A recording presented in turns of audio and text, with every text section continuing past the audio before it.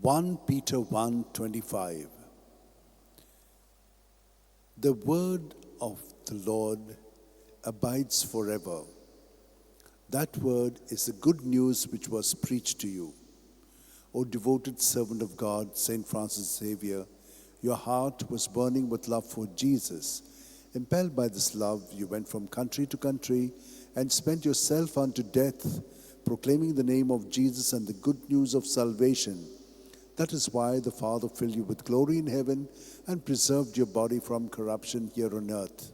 Filled with joy for these unique gifts, we join you in praising the Father. And now we ask your intercession for ourselves. You may pray for whatever you want through the intercession of St. Francis Xavier.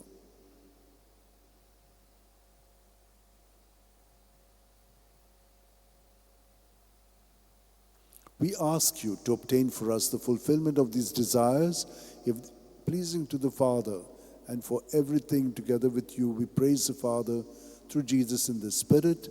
Amen. And may Almighty God bless us, the Father, and the Son, and the Holy Spirit. Amen.